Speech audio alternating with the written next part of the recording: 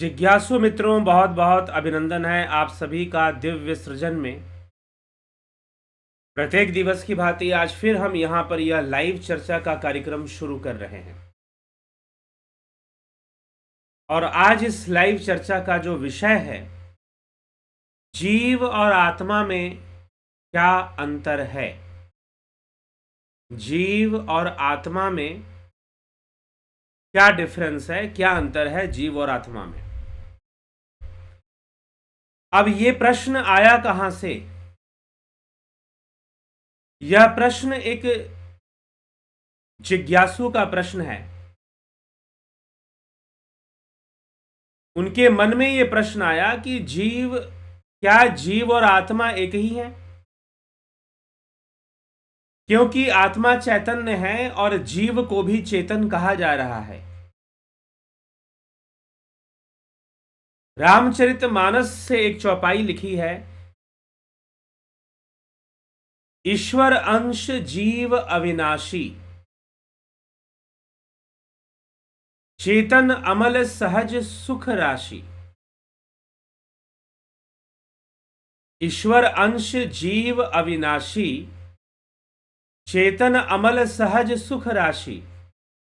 हमारी समस्या ये है कि हमने प्रतिज्ञा ले ली है कि हम पूरा पढ़ेंगे ही नहीं, हम अधूरी बातें ही पढ़ेंगे। हम गीता का कोई श्लोक लेंगे और उसी से सबको डिसाइड कर लेंगे कि भाई गीता में तो ये लिखा है। गीता में ईश्वर को कर्ता भी बताया है और अकर्ता भी बताया है, दोनों ही बातें बताई गई हैं।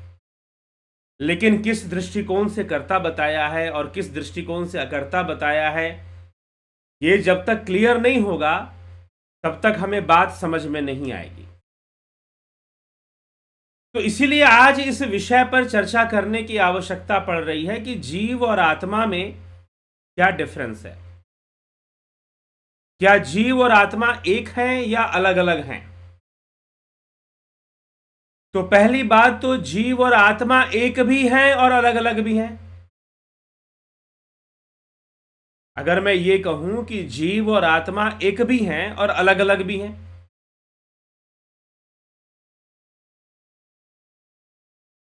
अब किसी महानुभाव ने यह प्रश्न किया जीव और आत्मा के ऊपर कि जीव ही आत्मा है और आत्मा ही जीव है, दोनों को एक ही समझना चाहिए। जीव क्या है? जीव जड़ है या चेतन है? तो जीव जड़ चेतन दोनों से संयुक्त है, ग्रंथि युक्त है। लेकिन जीव को तो चेतन कहा जा रहा है, अमल कहा जा रहा है। ये तो आत्मा के लिए कहा जाता ना कि आत्मा चैतन्य है। पहली बात तो लोग जड़ के विषय में बड़ा ही गलत कॉन्सेप्ट लेकर बैठे। उनको लगता है कि जड़ मतलब जो हिलता डुलता नहीं है। जड़ मतलब जैसे कि पेड़ का जड़, कुछ चीज जड़ हो चुकी है, जैसे जाम हो गई है। यह आपने इसका गलत अर्थ निकाल दिया। जड़ का मतलब होता है रूट, जैसे वृक्ष के जड़ होते हैं। तो वृक्ष का जो स्वरूप है, वृक्ष का जो स्वरूप है, जो पेड़ है, बहुत बड़ा आम का पेड़ है, पीपल का पेड़ है, बरगद का विशाल पेड़ होता है, क्रॉप रूट्स निकलती हैं उसमें से। तो जो विशाल वृक्ष है उसकी स्थिति के पीछे जो कारण है वो जड़ है। तो आपने जो जड़ को यह समझ लिया है कि जड़ का अर्थ हम निकाल लेते हैं जैसे कि जाम हो जाना कोई चीज। लेकिन जो वृक्ष की जड़ें हैं वो जाम नहीं होती, वो धरती के भीतर ही अपने आप को फैलाती रहती हैं। और जो भी आवश्यकता है, जो भी भोजन है, जो वृक्ष के लिए आवश्यक है, वो पोषण जड़ों से वृक्ष को मिलता रहता है, वह निष्क्रिय नहीं होती। तो एक बात आप सबसे पहले जो सांख्य सूत्र में कहा गया, क्योंकि समस्या यहां पर लोगों को समझने में इसलिए आती है क्योंकि व्यवहार में अर्थ का अनर्थ हो चुका है।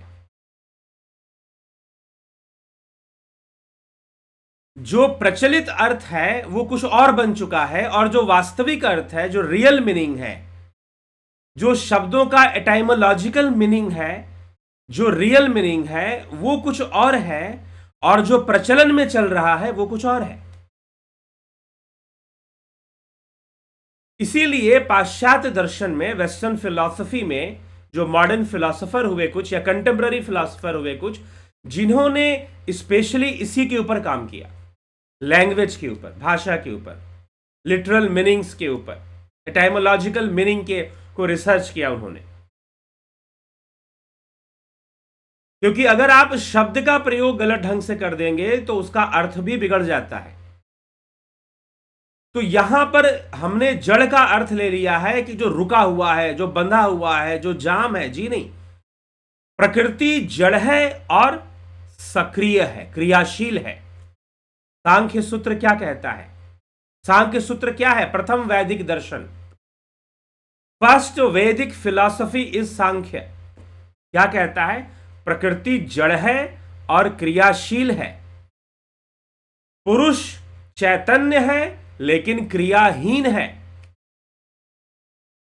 पुरुष कोई क्रिया नहीं करता। प्रकृति जड़ है और क्रियाशील है, पुरुष चैतन्य है और क्रियाहीन है। तो कुछ लोग करेंगे ये क्या बात हुई, जो चैतन्य है उसको क्रियाहीन कैसे कह सकते हैं? जी हां, वही क्रियाहीन है। इन रियलिटी वो कुछ भी नहीं कर रहा। जो कुछ भी हो रहा है जड़ से हो रहा है। जड़ का मतलब आपने ले लिया जाम हो जाना, बंध जाना, रुक जाना। नहीं, जड़ का मतलब जो रूट, जो वृक्ष का रूट है, उसका जो जड़ है वो वृक्ष को पोषण दे रहा है। तो हमारी जड़ क्या है? हमारे अस्तित्व के पीछे हमारा जड़ प्रकृति है। प्रकृति के 3 गुण जड़ है हमारी। प्रकृति के जो 3 गुण हैं वो हमारी जड़ है। प्रकृति के 3 गुणों से ही हमारा विकास हुआ है। बुद्धि का विकास, अहंकार का विकास, मन का विकास, फिर ज्ञानेंद्रियां, कर्मेंद्रियां, पंच ज्ञानेंद्रियां, पंच कर्मेंद्रियां, पंचभूत, पंचतन मात्राएं। 20 ये हो गए। मन बुद्धि अहंकार 3, प्रकृति 1, 24, 25वां पुरुष। ये 25 तत्वों की चर्चा सांख्य दर्शन में हमें प्राप्त होती है। फिर इसमें डीप चर्चा है, अंदर अंदर बहुत तरह की चर्चा है। तो सतोगुण, रजोगुण, तमोगुण, इनकी व्याख्या की गई। इनकी ये किस प्रकार की चीजें हैं, सांख्य सूत्र में मिलता है। तो हमें इस बात को समझना है, हमारी जड़ क्या है। प्रकृति हमारी जड़ है। हमारे अस्तित्व के पीछे, जैसे कि एक बहुत बड़ा पेड़ है, उसके अस्तित्व के पीछे उसकी जड़ है। वो कितना मजबूत है, वो कितने साल जिंदा रहेगा। एक बरगद का पेड़ हजारों साल जीवित रहने का सामर्थ्य रखता है। उसकी जड़ें बहुत गहराई में गई होती हैं। कहते हैं कि जितना वो ऊपर नहीं है उससे ज्यादा नीचे फैला होता है। कुछ वृक्ष ऐसे होते हैं, बरगद का वृक्ष उसमें से एक है बनियान ट्री, जिसको आप बोलते हैं। तो उसकी जो जड़ें होती हैं, उसकी जो रूट होती हैं, जितना पेड़ ऊपर नहीं फैलता है, नीचे उससे भी ज्यादा फैल जाता है। फिर उसको होल्ड करने के लिए जब वो अपनी शाखाओं को बढ़ाता है, ब्रांचेस जब उसकी बहुत सारी निकलती हैं, तो उनको पकड़ने के लिए प्रॉप रूट्स निकल जाते हैं। फिर सहयोगी जड़ें निकल जाती हैं। फिर वो सहयोगी जड़ें फिर सपोर्ट देती हैं, पिलर का काम करती हैं। तो वृक्ष की जड़ें जितनी नीचे फैली हैं वो उतना मजबूत हो जाता है। तो जड़ का मतलब ये नहीं है कि क्रियाहीन हो जाना। जड़ शब्द का अर्थ ये नहीं है कि जाम हो जाना। जड़ शब्द का अर्थ ये नहीं है कि वो रुक जाना। आपने दिमाग में, क्योंकि आप इसी शब्द का प्रयोग, अरे ये तो जड़ हो गया है, ये जड़ बुद्धि है, इसकी बुद्धि काम नहीं करे। मतलब सांख्य शास्त्र जो पहला वैदिक शास्त्र है वो ये कह रहा है कि भाई जड़ जो है, प्रकृति जड़ है और क्रियाशील है। वह पुरुष, वह आत्मा चैतन्य है और क्रियाहीन है। और आप जड़ शब्द का प्रयोग करते हो क्रियाहीनता के लिए। आप जड़ शब्द का प्रयोग करते हो क्रियाहीनता के लिए। समस्या यहां पर है। हां, अगर हम कहते हैं कि किसी की बुद्धि जड़ हो गई है, तो बुद्धि जड़ होने का मतलब यह है कि उसकी बुद्धि मटेरियलिस्टिक हो गई है, हाईली मटेरियलिस्टिक उसकी बुद्धि हो गई है। अगर हम कहते हैं कि किसी की बुद्धि जड़ हो गई है, इसका मतलब यह नहीं कि बुद्धि काम नहीं कर रही है, ऐसा बिल्कुल नहीं है। इसका मतलब है कि वो हाईली मटेरियलिस्टिक हो चुका है, अर्थात वो तीन गुणों के खेल में ही फंसा हुआ है। वैसे भी बुद्धि का विकास तीन गुणों के विषमता से ही होती है। तीन गुणों का जो खेल है उसी से बुद्धि विकसित हो रही है। तो स्पष्ट है कि बुद्धि वही काम करेगी। लेकिन जब ओवर मटेरियलिस्टिक हो जाता है आदमी, तो हम उसे कह सकते हैं कि उसकी बुद्धि जड़ हो गई, वह विवेक से नहीं सोच पा रहा, उसका विवेक जागृत नहीं है, उसे आत्मा जड़ और चेतन का सही सही ज्ञान नहीं हो पा रहा, उसे पुरुष प्रकृति का भेद पता नहीं है। विवेकी वही है, शास्त्रों के अनुसार वही विवेकी है जिसे पुरुष और प्रकृति का भेद पता है, और जो दोनों को एक समझे बैठा है वो अहंकार के वशीभूत है। वहां पर जड़ता है। जड़ता कहने का मतलब जम जाना नहीं है, जड़ता कहने का मतलब रुक जाना नहीं है। जड़ता कहने का मतलब अधिक मटेरियलिस्टिक होना, अत्यधिक भौतिकवादी या भोगवादी या संसार के जो सांसारिक भोग है उसमें अत्यधिक लिप्त हो जाना। तो कहिए कि बुद्धि जड़ हो गई है, वो अध्यात्म की तरफ या सत्य की तरफ, रियलिटी की ओर जरा सा भी मूव नहीं कर रही है। तो इसीलिए जो कहा गया कि जीव क्या है, तो जीव जड़ चेतन से संयुक्त है, इसीलिए बंधन में है। तो इसीलिए जो गोस्वामी तुलसीदास जी लिखते हैं, पूरी बात क्या लिखी उन्होंने, बहुत सुंदर लिखा हुआ है। रामचरितमानस में इस विषय को बहुत ही अच्छे से समझाया गया है, लेकिन हम पढ़ेंगे नहीं। प्रवचन में जितना बोला गया उतना सुन लेंगे। किसी ने कह दिया, अब कोई महानुभाव कहेंगे अरे तुलसीदास लिख रहे हैं ईश्वर अंश जीव अविनाशी चेतन अमल सहज सुख राशि, तो फिर जीव को आप जड़ कैसे कह सकते हैं?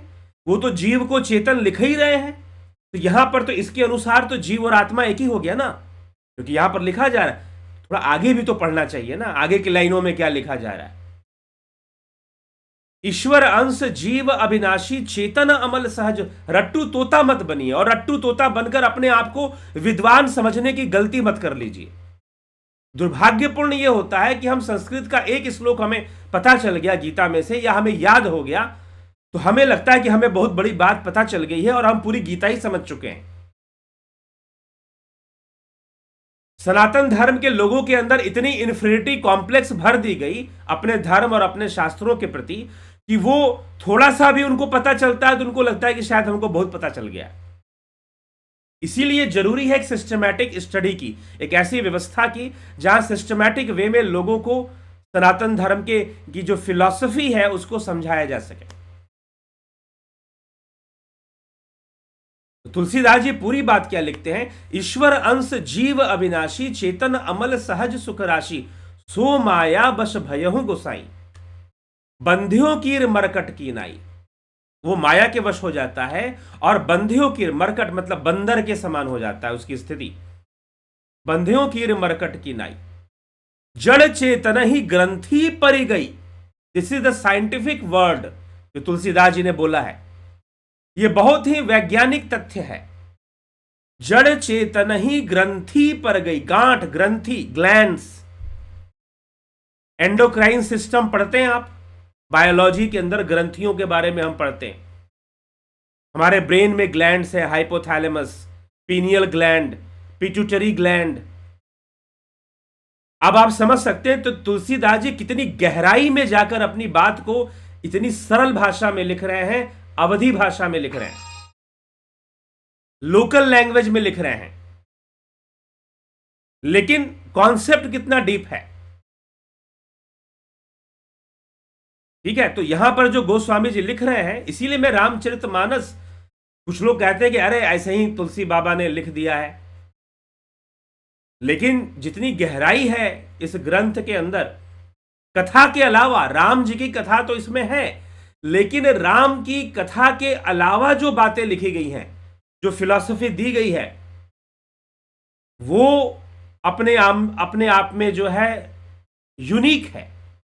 शायद उस ढंग से बातों को प्रेजेंट करने का जो तरीका है, एक तो रामचरितमानस महाकाव्य है, पूरी दुनिया में इतनी बड़ी कविता किसी ने लिखी नहीं है, इतनी बड़ी पोएट्री किसी ने लिखी नहीं है।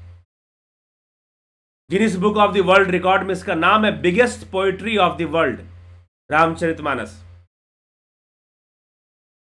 और दूसरी इसकी जो फिलॉसफी है, जो बातें हैं, जीवन की गहराइयों को जो प्रस्तुत करने की कोशिश की गई है, वो बहुत ही यूनिक वे है। यूनिक एक मतलब कि जो हम उपनिषदों सबको हम पढ़ते हैं, बहुत अच्छी बात है, लेकिन एक न्यू वे है प्रेजेंटेशन का, एक यूनिक स्टाइल है प्रेजेंट करने का, चीजों को बताने का।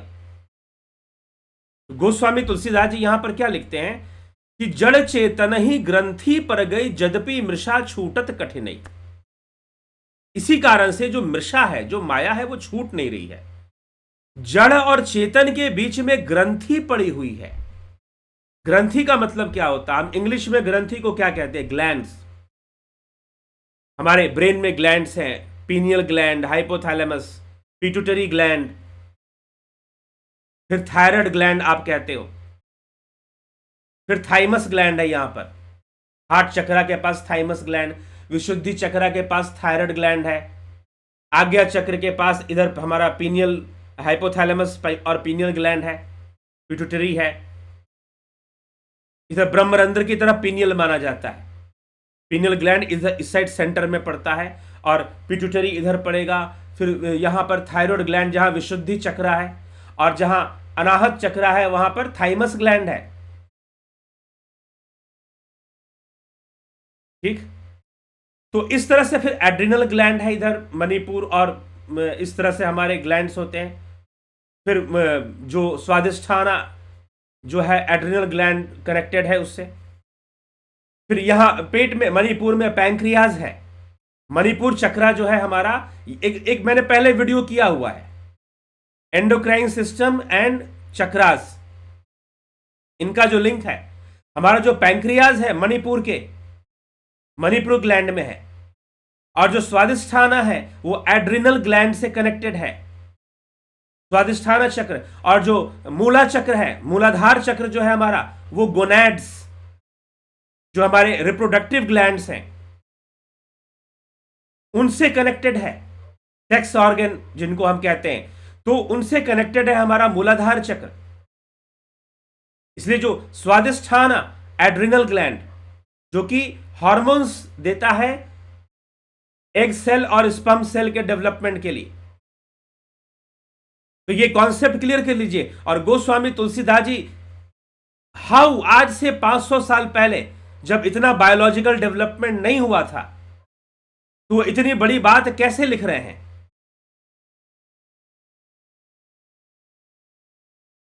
ठीक है, तो हमारे शास्त्रों ने जो रिसर्चेस की है, वो इतनी डीप में बातें कही गई हैं कि आज जब हम साइंस पढ़ते हैं तो हमको लगता है कि कितना स्ट्रांग रिलेशन है साइंस और सनातन धर्म के बीच। ठीक है, only one religion in the world who accept evolution, एक सनातन धर्म ही मात्र है जो इवोल्यूशनरी थ्योरी में बिलीव करता है कि हां इवोल्यूशन होता है। जो फर्स्ट फिलॉसफी है, जो फर्स्ट वैदिक फिलॉसफी है, completely based on evolutionary theory, and evolution is based on कार्य कारण सिद्धांत, काउज एंड इफेक्ट थ्योरी, सत्य कार्यवादा ऑफ सांख्य फिलॉसफी। सांख्य दर्शन का सत्य कार्यवाद क्या है? उसी से इवोल्यूशनरी थ्योरी को डिफाइन किया जाता है, विकासवाद को डिफाइन किया जाता है, या थ्योरी ऑफ मैनिफेस्टेशन को डिफाइन किया जाता है। चीजें एक दूसरे से मैनिफेस्ट होते हुए आगे बढ़ रही हैं।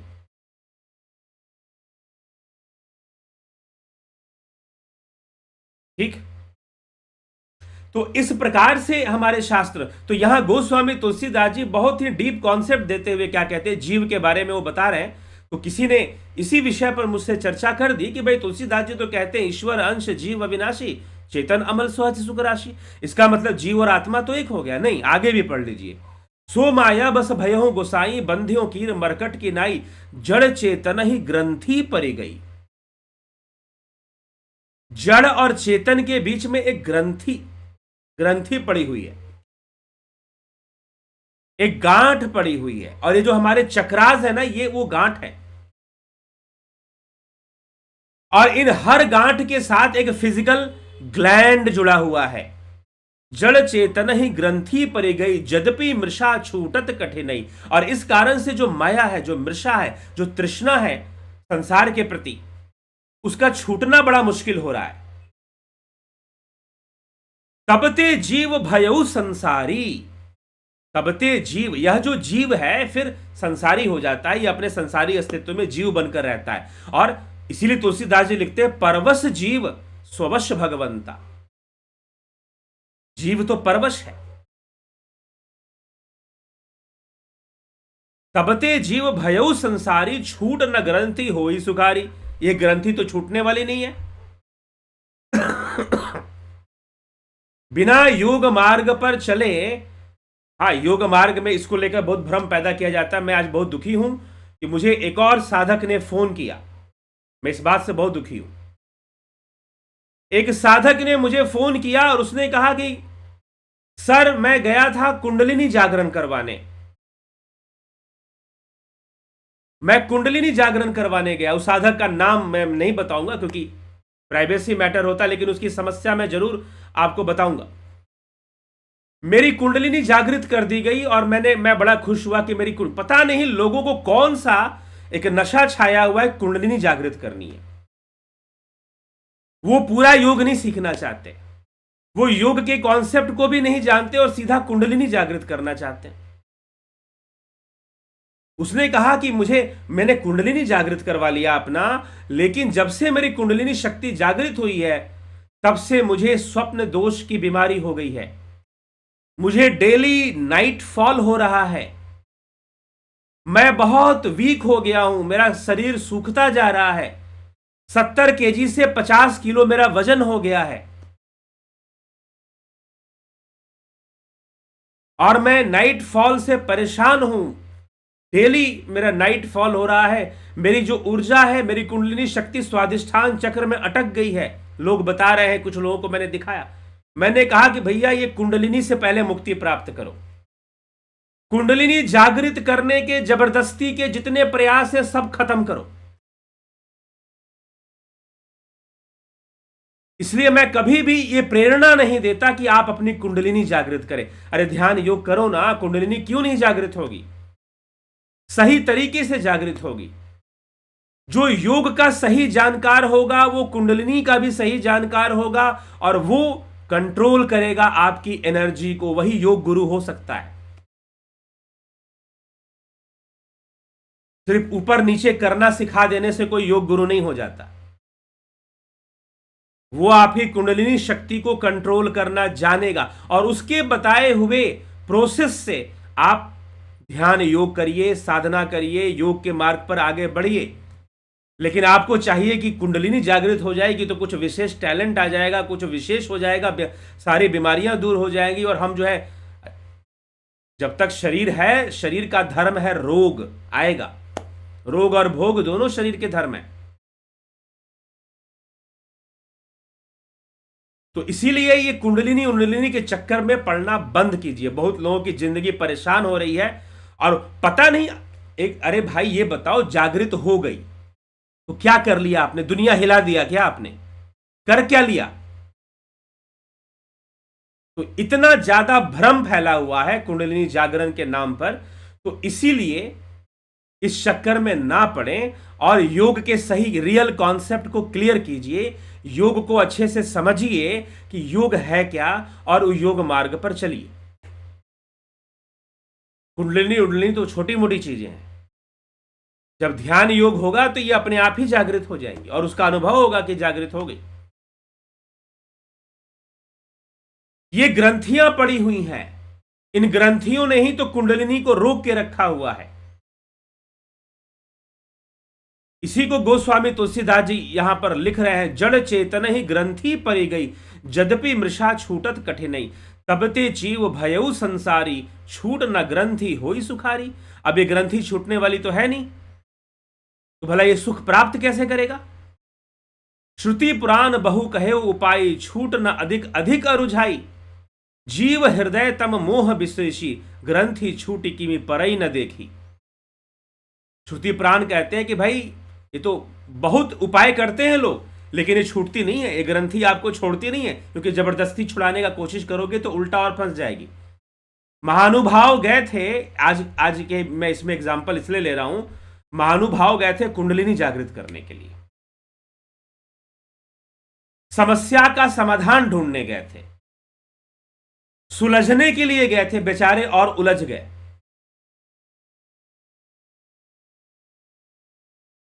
इसको कहते हैं चौबे गए छब्बे बनने दूबे बनकर आए। वही बात तुलसीदास जी यहां पर चौपाइयों में लिख रहे हैं कि भाई कुछ लोग कोशिश करते हैं कि ये ग्रंथि सुलझ जाए, लेकिन सुलझने के बजाय ये और उलझ जाती है। गए थे कुंडलिनी जागरण करवाने, और जो है जिस दिन से कुंडलिनी जागृत करवाई है, उस दिन से नाइट फॉल के शिकार हो गए हैं। ठीक है, और मुझे दुर्भाग्यपूर्ण यह लगता है कि कोई किसी को ध्यान योग का मार्ग मिल गया, उसके बाद भी वो इन सब चक्करों में पड़ जाता है कि कुंडलिनी जागृत करवा देना है, और फिर जब ब्लॉकेज आ जाता है तो फिर फोन करेंगे कि हमको तो ये बताया जा रहा है कि हमारी कुंडलिनी शक्ति इस चक्र में जाके अटक गई है, यहां अटक गई है, इसलिए मुझको लूज मोशन होता रहता है, आईबीएस की प्रॉब्लम आ गई है, कोई कहेगा स्वादिष्ठाना में अटक गई है, तो नाइटफॉल होता रहता है, सेक्सुअल हार्मोन जो है वो एक्स्ट्रा रिलीज होते रहते हैं, डिसऑर्डर आ गया है, शरीर सूखे जा रहा है, और जागृत करवाओ कुंडलिनी। तो इन ग्रंथियों के साथ खेलिए मत, वही तुलसीदास जी बढ़िया से यहां समझा रहे हैं। श्रुति पुराण बहु कहे उपाय, छूट न अधिक अधिक अरुझाई। कि बहुत सारे उपाय बताए तो जाते हैं, लेकिन ये छूटने के बजाय और अधिक उलझ जाता है। छूट न अधिक अधिक अरुझाई, अरुझाना मतलब आप सुलझा रहे थे और अरुझा गया। भोजपुरी भाषा में या अवधी भाषा में, भोजपुरी अवधी एक ही भाषा जैसी भाषा है, तो इसमें अरुझाना मतलब उलझ जाना, और उलझ गया। छूट न अधिक अधिक अरुझाई, जीव हृदय तम मोह विशेषी, ग्रंथि छूटी के मी परई न देखी। ठीक है, तो ग्रंथि ये छूटती नहीं है। अस संजोग इस जब करई, तबहु कदाचित सो निर्वरई। अब लिख रहे हैं कि कुछ ईश्वर का संजोग होता है, कुछ ऐसे ज्ञानी पुरुषों का, योगियों का जब संयोग होता है, तब वो सही रास्ता बता देते हैं। तब वहां से तबहु कदाचित सो निर्वय, सात्विक श्रद्धा धेनु सुहाई, जो हरि कृपा हृदय बस आई। ठीक, तो फिर धर्म आचरण और बहुत तरीके से जब मन निर्मल होगा, चित्तवृत्ति निरोध होगा, आगे तुलसीदास जी ने निर्मल मन अहिर निज दासा, परम धर्म मैं पै दो ही भाई, इस तरह से उसका वर्णन कर रहे हैं। तब जाके ये ग्रंथियां छूटनी शुरू होंगी। ये जो चक्रा है आपके, जो चक्र जो है ये ग्रंथियों को बना देते हैं। ये जो चक्र हैं, अगर हम बायोलॉजी एंडोक्राइन सिस्टम पढ़ते हैं तो इन चक्रों से जुड़ा हुआ है सब। चक्रों के साथ हमारा एंडोक्राइन सिस्टम कनेक्टेड है। सहस्रार में पीनियल ग्लैंड, हाइपोथैलेमस और पिट्यूटरी ग्लैंड आज्ञा चक्र से कनेक्टेड है। थायराइड ग्लैंड विशुद्धि चक्र से कनेक्टेड है। थाइमस ग्लैंड अनाहत चक्र से कनेक्टेड है। पैंक्रियाज मणिपुर से कनेक्टेड है। एड्रिनल स्वादिष्ठान से कनेक्टेड है। और गोनैड्स, टेस्टिस एंड ओवरीज जिसको हम कहते हैं, वो मूलाधार से कनेक्टेड रहता है। तो ये चक्रों का संबंध हमारा एंडोक्राइन सिस्टम से बना हुआ, इनको ग्रंथि कहा जा रहा है। तुलसीदास जी कहते हैं कि इन चक्रों में क्या है, जड़ और चेतन का ग्रंथि है, जड़ और चेतन की ग्रंथि है, और इस ग्रंथि के कारण जीव जीव है, जीव परवश है। इस ग्रंथि के कारण जीव परवश है, परवश जीव स्ववश भगवंता, परवश जीव स्ववश भगवंता। इन ग्रंथि के कारण, ये जो ग्लैंड्स है, जो गांठें बनी हुई हैं, जिसको आप चक्रा बोलते हो, कि मूलाधार चक्र है, स्वादिष्ठान चक्र है, मणिपुर चक्र है, अनाहत चक्र है, विशुद्धि चक्र है, आज्ञा चक्र है, इन चक्रों से ग्रंथि बनी हुई है। अब इन्हीं चक्रों से ग्लैंड सिस्टम, हमारा एंडोक्राइन सिस्टम कनेक्टेड है इन्हीं चक्रों से। इसलिए चक्रों को हम मेडिकली हम चक्रों को डिटेक्ट नहीं करते। जब हम मेडिकली जाते हैं या फिर ऑपरेटिव वे में हम जब जाते हैं तो हमें ग्लैंड्स मिलेंगे, हमें किडनी मिलेगा, उस चक्र पर हमें जो है एड्रिनल ग्लैंड मिलेगा, मूलाधार चक्र में गोनैड्स मिलेंगे, स्वादिष्ठान चक्र से कनेक्टेड एड्रिनल ग्लैंड मिलेगा, मणिपुर से कनेक्टेड पैंक्रियाज मिलेगा, अनाहत चक्र यहां पर स्टर्नम में इस जगह पर जो है थाइमस ग्लैंड होता है, तो यहां से कनेक्टेड अनाहत चक्र है। थायराइड ग्लैंड होता है, विशुद्धि चक्र से कनेक्टेड यहां पर थायराइड ग्लैंड होता है। लैरिंग्स, ये जो हमारा वोकल कोड होता है ना, ठीक उसके नीचे यहां पर ये जो हड्डी जो बाहर निकलती है, इसे वोकल, इसे लैरिंग्स कहा जाता है, वॉइस बॉक्स।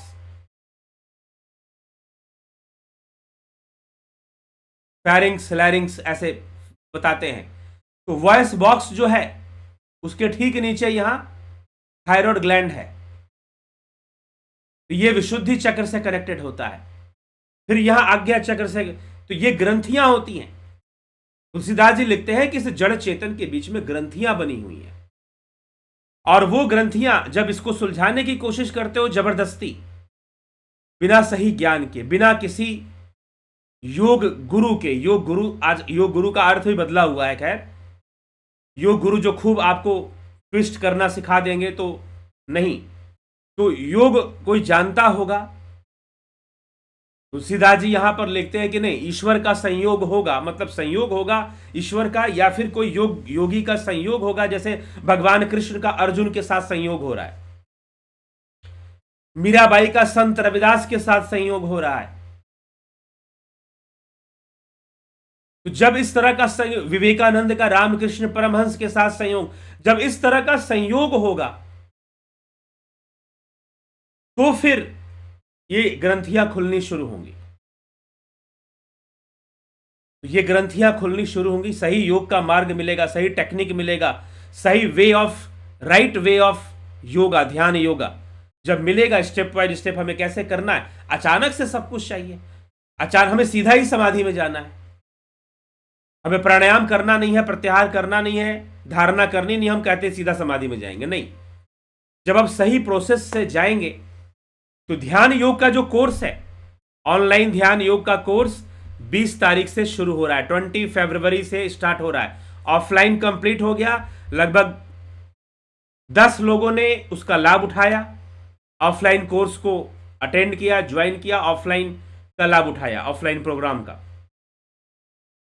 तो जो है ये ऑनलाइन शुरू हो रहा है, ऑनलाइन हर महीने होता है, कि ऑफलाइन के लिए बाहरी व्यवस्थाएं बहुत करनी पड़ती है, तो कभी व्यवस्था हो पाई ना हो पाई, तो हमेशा ऑफलाइन कर पाना पॉसिबल नहीं होता, लेकिन ऑनलाइन हर महीने चलता है, चलता रहेगा।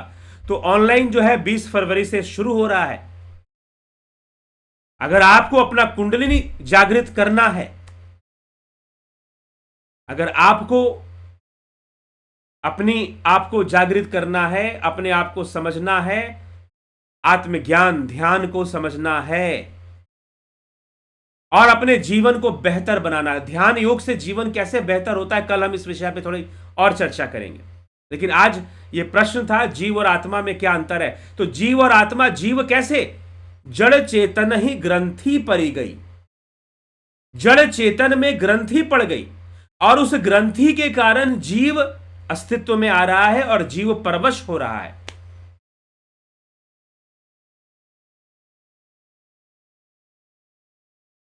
जीव परवश हो रहा है, तो परवश जीव स्ववश भगवंता, इसीलिए कहा गया जीव परवश है।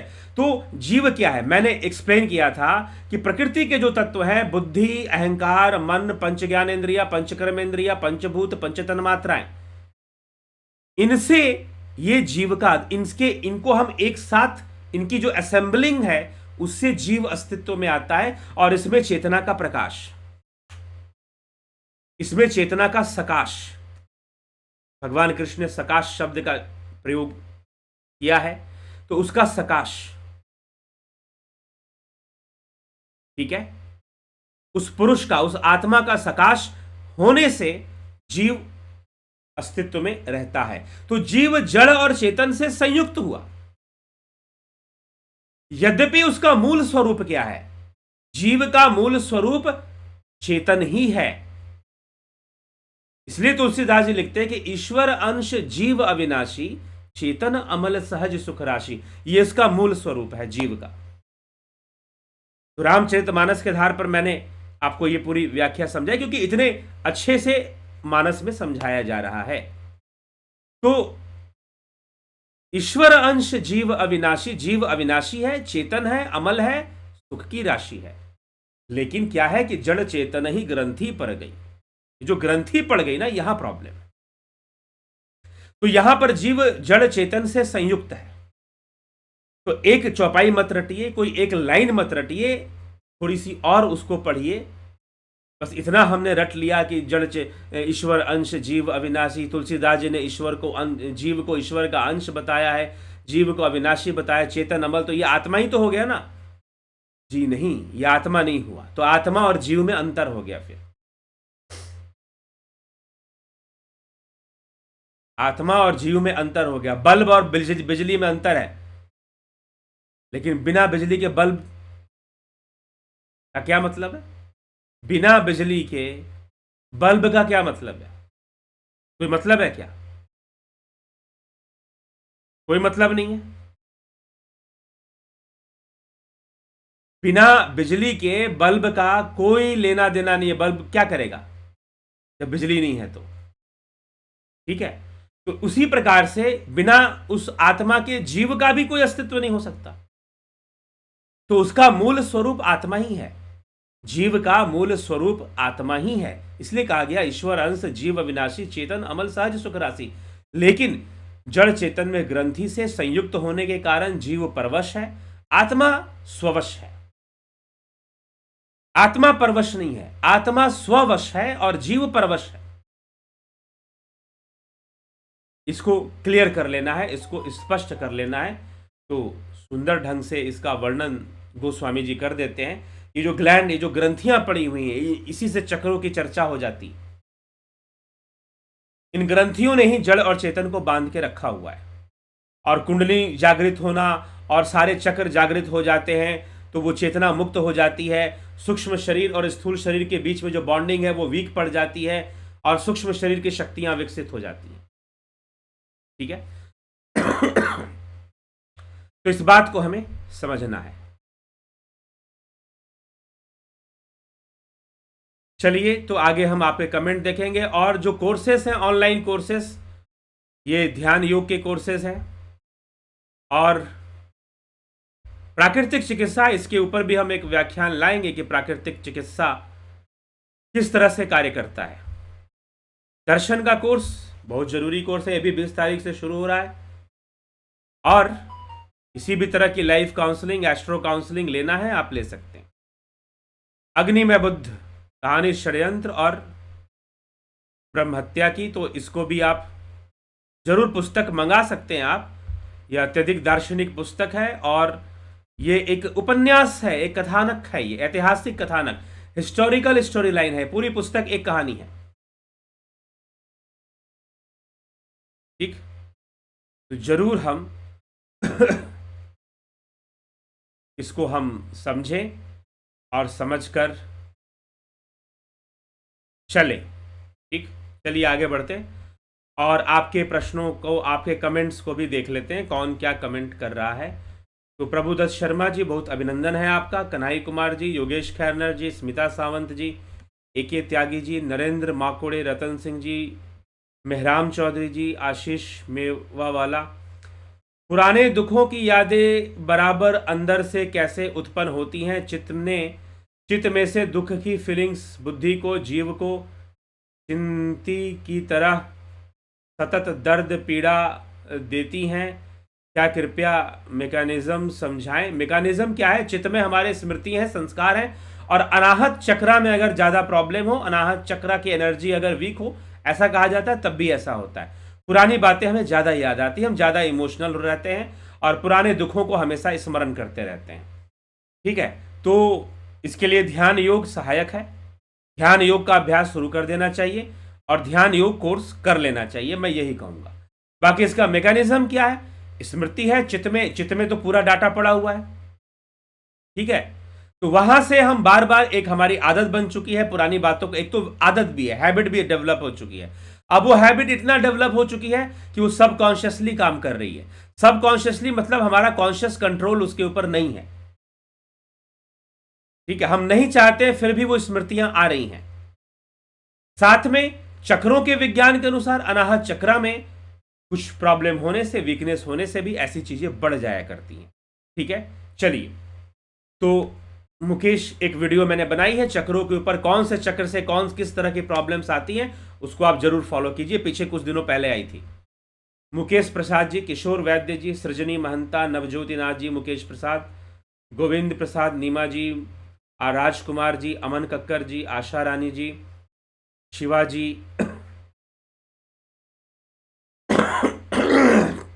लवकुश जी, रामविलास जी, पलकधारी राजभर जी, विनोद के सूद जी, जे जायसवाल, दयानंद जी, प्रणाम गुरुदेव। संत तुलसीदास महाराज कहते हैं जीव और ब्रह्म एक रूप है और एक रस है, जरा इसके बारे में समझाइए। चौपाई बताइए, चौपाई बताइए। बात तो सही है, गलत नहीं है। जीवो ब्रह्म है मना पर, गोस्वामी तुलसीदास जी ने भी लिखा है, क्षमा करें, आदि गुरु शंकराचार्य ने कहा जीवो ब्रह्म है बना पर, जीव ब्रह्म से अलग नहीं है। लेकिन आप समझ कैसे, इस विषय पर मैं चर्चा कर चुका हूं। इस विषय पर पहले चर्चा हो चुकी है, विवेक चूड़ामणि के प्लेलिस्ट में जाइए, और पीछे भी कुछ दिन पीछे भी मैंने ये चर्चा की है। ब्रह्म से अलग तो कुछ है ही नहीं ना, इस संपूर्ण सृष्टि ब्रह्मांड कहलाती है। ब्रह्मांड क्यों कहलाती है? क्योंकि ब्रह्म के भीतर है, ब्रह्म से बाहर कुछ नहीं होता। ठीक है, तो इसलिए तो तुलसीदास लिख रहे हैं ईश्वर अंश जीव अविनाशी, चेतन अमल सहज सुख राशि। नो डाउट उसका मूल स्वरूप ब्रह्म है, मूल स्वरूप ब्रह्म है, लेकिन सोई माया बस भयहु गुसाई। ठीक है, जड़ चेतन ही ग्रंथि परी गई। तो वही बात है कि हमने एक लाइन पकड़ लिया, जीवो ब्रह्म है बना पड़ा, तो उससे जीव ब्रह्म नहीं हो जाएगा, पूरी कहानी समझनी पड़ेगी। पहले तो ब्रह्म का स्वरूप क्या है यह समझना पड़ेगा। अगर उसी का कॉन्सेप्ट गलत लेके चल रहे हैं तो सारी बातें गलत हो जाएगी। कुछ लोग सोचते हैं कि ब्रह्म, कोई अपने आप को अगर अहम ब्रह्मास्मि कहता है, जैसे कि अद्वैत शास्त्र के अंतर्गत या बृहद आरण्यक उपनिषद में अगर अहम ब्रह्मास्मि, तो अहम ब्रह्मास्मि पहले जानो ब्रह्म क्या है। ब्रह्म तत्व है। अहम ब्रह्मास्मि कहने का मतलब यह नहीं कि वो कोई सुपर पावर बन गया है। ठीक है, मूल तत्व है। अगर नदी कहे कि मैं पानी हूं, समंदर कहे कि मैं पानी हूं, तालाब कहे कि मैं पानी हूं, तो सबका तत्व एक है। तो वैसे ब्रह्म है। अगर आप ही ब्रह्म नहीं है, एक मच्छर भी ब्रह्म है, फिर एक मच्छर भी ब्रह्म है तत्व रूप में। ठीक, क्योंकि जीव है उसके भीतर। तो जीवो ब्रह्म है बना पर, ब्रह्म से अलग तो कुछ होता ही नहीं है, जीव भी नहीं होता। संतोष, हाँ, लेकिन जब आप लिखते हैं तो चौपाई भी बता दे तो उसके आगे पीछे और अच्छी व्याख्या मिल जाती है, तो क्लियर होगा। चलिए, गुमारा राम चौहान जी, क्या मन बुद्धि अहंकार विलय से ही आत्मा प्रकट होती है? नहीं, प्रकट नहीं होती, आत्मा है। ठीक है, आत्मा सनातन है, प्रकट नहीं होती है वो। ठीक है, कि विलय से प्रकट हो गई, वो तो है, विलय नहीं होता। इसलिए तो विलय शब्द का प्रयोग बाद में होता है। निरोध, निरोध, चित्त वृत्ति निरोध। ठीक है, इसका निरोध कर देने से जो फिर जो अवस्था आती है वो स्वरूप की अवस्था है, वो रियल एस्टेट बन जाती है, वो प्रकट नहीं हो रही, वो मैनिफेस्ट नहीं हो रही। प्रकट होना मतलब मैनिफेस्ट होना, ठीक है, वो कहीं से भी मैनिफेस्टेशन उसका नहीं हो रहा है। जब सारे मैनिफेस्टेशन रुक जाएंगे तो वो सामने होगा। वो अभी बहुत तरह के मैनिफेस्टेशन, बहुत तरह की चीजों से वो उसके ऊपर पर्दा पड़ा हुआ है। जैसे जेर से गर्भ ढका रहता है, जैसे धुएं से अग्नि ढक जाती है। कई बार आग जलता है तो धुआं इतना निकलता है कि अग्नि नजर नहीं आती। गांव में लोग उपले आदि की जो आग जलाते हैं, कोयठा उपला जो होता है, कंडा बोलते हैं कहीं पर, तो उसको जब अग्नि जब जलाते हैं तो फिर उसमें से जब धुआं निकलता है तो अग्नि नहीं दिखाई देती, और कुछ देर बाद धुआं कम होता है तो अग्नि दिखाई देती है। जैसे उपनिषद कहते हैं जैसे कि धुएं से अग्नि छुपा हुआ है, वैसे इस भावनात्मक संसार से और मन बुद्धि चित्त अहंकार के खेल से वह आत्मा छुपा रहता है, नहीं प्रकट रूप में हमें दिखाई नहीं देता।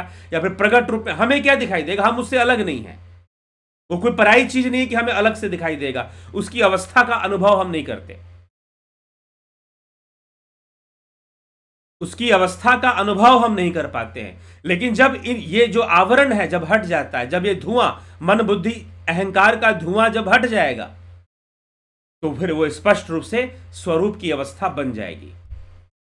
गोकुल चंद्र पात्रा। ओम तत्सत। सत्य का मतलब क्या है? जिसकी सत्ता है वही सत्य है, जिसकी सत्ता है वही सत्य है। ठीक।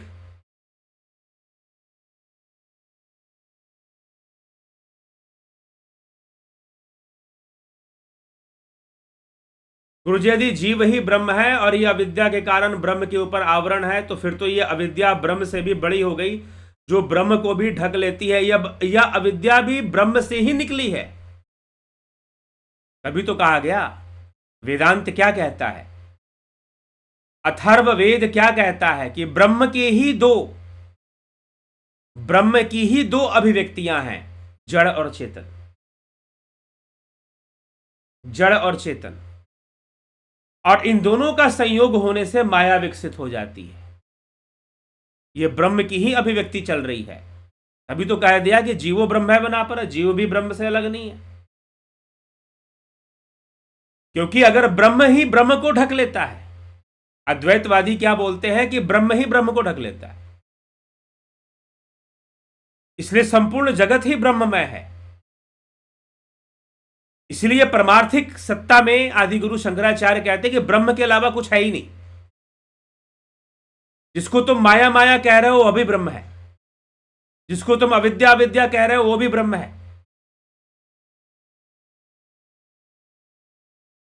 लेकिन सत्ता किसकी है, ओरिजिनल क्या है? हां, यह बात जरूर आपने कह दी कि अविद्या ब्रह्म से भी बड़ी नहीं हो गई, उसने बड़ा प्रदर्शन कर दिया। इसी को कहते हैं राहु, जो एग्जिस्ट भी नहीं करता, जो ग्रह, वो ऐसा प्रदर्शन करता है, ना होते हुए भी जो नहीं है वो भी दिखाई देने लग जाता है। इसी को तो माया कहते हैं। जो नहीं है वो भी अगर दिखने लग जाए तो माया हो गई। इसी को अविद्या कहते हैं। अब पर्दे के ऊपर आप फिल्म देख रहे हो, सत्ता किसकी है? फिल्म की सत्ता है क्या? पर्दे की सत्ता है। पर्दा वहां पर टिका हुआ है, ना कि फिल्म टिकी हुई है। अगर आप सिनेमा हॉल में पर्दे पे फिल्म देख रहे हो तो आधार किसका है? पर्दे का है। एक एग्जाम्पल दे रहा हूं मैं, एग्जैक्टली हम उससे मैच नहीं कर सकते इस सिचुएशन को। तो आवरण, धुआं बड़ा या अग्नि बड़ी, ये बताइए मुझे। आप कह रहे हैं कि अविद्या ब्रह्म से बड़ी हो गई, इसका मतलब धुआं अग्नि से बड़ा हो गया। लेकिन क्या धुएं के अंदर खुद प्रकट होने का सामर्थ्य है? क्या बिना अग्नि के धुआं प्रकट हो सकता है? नहीं हो सकता। धुएं को प्रकट किसने किया? अग्नि ने ही किया। भले ही धुआं बहुत बड़ा दिखाई दे रहा है, अग्नि थोड़ी सी जल रही है और धुआं चारों तरफ फैला हुआ है। लेकिन अगर अग्नि ना जलती तो क्या धुआं फैलता? तो वैसे ही अविद्या का अस्तित्व ब्रह्म पर निर्भर है, इसलिए अविद्या कभी ब्रह्म से बड़ी नहीं हो सकती। धुआं कभी अग्नि से बड़ा नहीं हो सकता। धुएं का अस्तित्व अग्नि पर निर्भर है। धुआं तभी प्रकट होगा जब अग्नि आग जलेगी, भले ही वो अग्नि को पूरा घेर ले। इसीलिए उपनिषदों में जो उदाहरण दिए गए हैं ना, वो ज्यादा से ज्यादा सटीक उदाहरण दिए गए हैं। इसलिए धुआं और अग्नि का उदाहरण लिया गया है कि जैसे धुआं अग्नि को ढक लेता है, वैसे ही यह अविद्या, यह माया उस आत्मा को ढके हुए है, उस ब्रह्म को ढके हुए। लेकिन धुएं का जो अस्तित्व है वो उस अग्नि पर ही निर्भर है। बिना अग्नि के तो धुआं भी प्रकट नहीं होगा। वैसे ही यह अविद्या, यह माया बिना ब्रह्म के इनका भी प्रकट, इनका कोई स्वतंत्र अस्तित्व नहीं है। स्वतंत्र अस्तित्व जब नहीं है तो इनकी सत्ता भी नहीं है, और जब इनकी सत्ता नहीं है तो ये सत्य भी नहीं है। अभी पूछा कि भाई सत्य का मतलब क्या है? जिसकी सत्ता है वही सत्य है, और सत्ता सिर्फ ब्रह्म की है। ये ऑन्टोलॉजिकल डेफिनेशन है सत्तावादी। तो सत्ता सिर्फ ब्रह्म की है, अगर वो ना रहे तो ये अविद्या भी ना रहे। राजू पाल जी, गंभीर शाह जी, बिमला शाह जी, माधुरी कोले, नीति सिन्हा जी जल में कुंभ, कुंभ में जल, बाहर भीतर पानी, फूटा कुंभ, जल जल ही सामना, यह तथ्य कहे ज्ञानी। ठीक है। क्या ग्रंथियों के खुलने से आत्मज्ञान संभव है? जी हां, आत्मस्थिति संभव है। आत्मस्थिति में बनना संभव है। सर, मेडिटेशन में रूट चक्रा कितने दिनों में एक्टिव हो जाता है? करिए तो पहले ध्यान योग करिए। यह निर्भर करता है कि किस व्यक्ति की संस्कार कैसे हैं और उसके पिछले जन्मों की साधना प्रारब्ध कैसा है। लेकिन अगर आप यहां बताए हुए ध्यान योग के माध्यम से अगर फॉलो करते हुए नियम से रेगुलर प्रैक्टिस करेंगे तो विद इन मंथ आप रूट चक्रा के एक्टिवेशन को फील कर लेंगे, अनुभव कर लेंगे। बाकी पर्सन टू पर्सन डिपेंड भी करता है।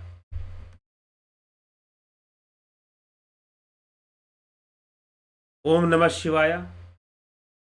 6 महीने अगर लगातार नियम से अभ्यास किया जाए तो अवश्य 6 महीने के अंदर कैसा भी साधक हो, जरूर उसके चक्रास जो है, उसके जो रूट चक्रा है, वो उसकी जो कुंडलिनी शक्ति जहां पर है, देखो एक्टिव तो चक्रा होते ही हैं।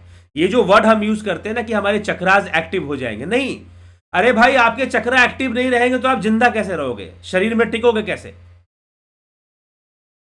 चक्रास आपके हमेशा एक्टिव हैं, ये मत बोलिए कि एक्टिव नहीं है। अगर एक्टिव नहीं होंगे तो मूल चक्रा से जो रिलेटेड ऑर्गन है वो काम नहीं करेंगे आपके। तो ये जो वर्ड हम लोग, ये जो गलत वर्ड्स हम लोग यूज करना शुरू कर चुके, एक्टिव कब होगा? अरे भाई, वो एक्टिव है तभी मूल चक्रा से रिलेटेड आपके ऑर्गन्स काम कर रहे हैं। ये तो काम भी नहीं करेंगे, फिर एक्सक्रीशन में प्रॉब्लम आ जाएगा, सेक्सुअल डिसऑर्डर्स आ जाएंगे आपको। ठीक है, अगर रूट चक्र एक्टिव ना हो तो। एक्टिव तो वो है ही, ये मत बोलिए कि एक्टिव नहीं है, वो एक्टिव है। कुंडलिनी, रूट चक्रा में जो कुंडलिनी शक्ति पड़ी हुई है वो एक्टिव होती है, वो जागृत होती है। ठीक, तो ये घटना घटती है। तो गलत वर्ड्स से मीनिंग भी गलत होने लग जाता है, इसलिए मैंने इसको क्लियर किया। ओम नमः शिवाय। राम विलास जी, सर जी, संसार के परिवर्तनशीलता से दुख होता है तो कौन सा चक्र कमजोर है? परिवर्तनशीलता से दुख होता है तो इसमें कोई चक्र कमजोर नहीं है। अगर बहुत अत्यधिक दुख हो रहा है इसका मतलब पीछे की बातों को आप ज्यादा सोच रहे हैं, जो बीत रहा है उसके बारे में ज्यादा सोच रहे हैं। ठीक है, तो यहां पर आपको अनाहत से नीचे की चक्रों में प्रॉब्लम होता है। अगर एक्स्ट्रा ऑर्डिनरी अननेसेसरी दुख हो रहा है तब, अननेसेसरी दुख, अनावश्यक दुख हो रहा है तब। लेकिन परिवर्तनशीलता तो नियम है, वो तो होता रहेगा। योगी इसकी चिंता नहीं करते कि जो परिवर्तन हो रहा है, वो यथाउचित अपना कर्तव्य करता है।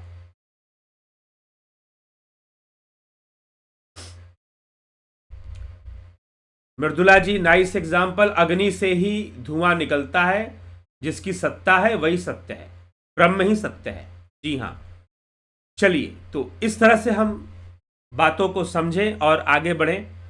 तो जीव और आत्मा में क्या अंतर है, इस विषय पर किसी जिज्ञासु ने प्रश्न किया था, वो कंफ्यूज हो रहे थे। तो इस पर इसलिए मैंने ये वीडियो, आज ये विषय पर हमने चर्चा की। चलते हैं। ध्यान योग सारी समस्याओं का समाधान करेगा, और ध्यान योग कोर्स कॉन्सेप्ट भी क्लियर करेगा आपके। ठीक है, ध्यान योग से आप एक कॉन्सेप्ट भी क्लियर करेंगे। इसलिए मैं यही आपको रिकमेंड करूंगा कि अगर आप वाकई में स्पिरिचुअल लाइफ को जीना चाहते हैं, आध्यात्मिक जीवन, योग, आध्यात्मिक या स्पिरिचुअल वर्ड बड़ा ही हमें कई बार एक अलग डायरेक्शन देने की कोशिश करता है। वास्तव में जीवन को समझना चाहते हैं, जीवन के रहस्यों को समझना चाहते हैं, और कंट्रोल के साथ, फोकस के साथ, बैलेंस के साथ अगर हम लाइफ को जीना चाहते हैं, तो ध्यान एक योग is a compulsory practice. Compulsory practice है ये। कब कंपल्सरी है? जब आप अपने लाइफ को बैलेंस के साथ, फोकस के साथ, मैच्योरिटी के साथ अगर जीना चाहते हैं, उत्साह के साथ जीना चाहते हैं। ध्यान योग का बस ये ध्यान योग सिर्फ मोक्ष प्राप्ति के लिए नहीं है। ध्यान योग सबसे पहले आपके लाइफ के बेटरमेंट के लिए है, आपकी लाइफ की भलाई के लिए, आपके लाइफ के अच्छाई के लिए है ध्यान योग सबसे पहले। उसके बाद जो जीवन, इसलिए मैं कहता हूं कि जो जीवन अच्छे से नहीं जी पा रहा, उसे मोक्ष क्या मिलेगा? पहले जीवन तो अच्छे से जी लो, फिर मोक्ष मिल ही जाएगा। तो एक फोकस, एक बैलेंस, इन सब के साथ अगर हम जीवन को जीना चाहते हैं अच्छे से, तो ध्यान योग का कोर्स हमें करना चाहिए। और चक्रास की बैलेंस, चक्रों में जो एनर्जी है उसका बैलेंस भी ध्यान योग से बन जाता है। तो जरूर आप इस कोर्स को करके अपना जो है लाभान्वित हो। और 20 फरवरी से ये कोर्स स्टार्ट हो रहा है। साथ में प्राकृतिक चिकित्सा पर मुझे कुछ लोगों ने प्रश्न किया है, मैं उस पर उत्तर देता हूं। कल परसों तक जरूर इस पर हम वीडियोस लाने की कोशिश करेंगे। अब जो है दर्शन का कोर्स है, फिलॉसफी, इसको भी 20 तारीख से स्टार्ट कर रहे हैं। आप जरूर इससे लाभ उठाइए। और किसी तरह की काउंसलिंग, लाइफ काउंसलिंग या एस्ट्रो काउंसलिंग आपको चाहिए तो उसके लिए भी संपर्क कर सकते हैं। अग्निमय बुद्ध अवश्य पढ़ना चाहिए, यह पुस्तक जरूर आप इसको ले सकते हैं, सीधा मुझसे भी ले सकते हैं, संपर्क कर इसके बारे में जान लें। ठीक। विकास कुमार जी, सर कितनी देर तक मेडिटेशन दिन में करें? मैं नहीं बता सकता। इसलिए नहीं बता सकता क्योंकि मुझे यह नहीं पता कि आप किस तरह से मेडिटेशन करते हैं, आप किस ढंग से मेडिटेशन को। लोग बड़ा हल्के में लोग ले लेते हैं। अगर सही प्रक्रिया से हम नहीं कर रहे हैं, सही गाइडलाइंस नहीं है, तो बहुत सारी प्रॉब्लम इस मेडिटेशन के कारण आपके लाइफ में आ जाएगी। सूक्ष्म चीजें हैं, सटल डेवलपमेंट इसमें होता है। अगर हम सही से नहीं जानते हैं क्यों हो रहा है, क्यों प्रॉब्लम हो रहा है, क्यों आदमी कुंडलिनी जागरण करवाने जा रहा है और उसे बीमारियां लग जा रही हैं, साइकोलॉजिकल डिसऑर्डर आ जा रहे हैं, नाइट फॉल्स होना शुरू हो जा रहा है, वजन 70 किलो से 50 किलो हो जा रहा है, डॉक्टर नहीं पकड़ पा रहा है, डॉक्टर कह रहा है बेटा सही से खाया करो, सही से खाओ, प्रोटीन रिच डाइट लो, ठीक हो जाओगे। नहीं, हो ही नहीं रहा है, कितना भी खा लो। ठीक है, तो मैं ये नहीं बता सकता। हाँ, जो लोग ध्यान योग करेंगे उनको बताते हैं कि कितना मेडिटेशन करना चाहिए, कितना ध्यान योग में बैठना चाहिए, कितना अभ्यास करना चाहिए, उनको हम बताते हैं। और ध्यान योग के प्रैक्टिस अगर रोकनी है तो वो भी बताते हैं कि भाई कुछ अगर ऐसा होता नहीं है, कुछ रेयर किसी के साथ कुछ प्रॉब्लम होती, कहते हैं कि अभी थोड़ा सा कम कीजिए, इतना ही देर कीजिए। तो पर्सन टू पर्सन भी थोड़ा डिपेंड कर जाता है, और कौन सा टेक्निक आप फॉलो कर रहे हैं उस पर डिपेंड करता है। तो ये मैं उसी को बता सकता हूं कि आप कितने देर ध्यान योग करना चाहिए, जिन्होंने ध्यान योग का कोर्स किया है। ठीक, ये चीज है। मुकेश प्रसाद जी, बिना ध्यान साधना के समझ कर भी समझ में नहीं आने वाला। जी हाँ, बिना ध्यान साधना के समझ कर भी समझ में नहीं आने वाला। सही बात है। चलिए, तो इसी के साथ विराम देंगे। कल फिर मिलते हैं 9 PM लाइव चर्चा में। बहुत बहुत आभार आप सभी का। ओम तत्सत।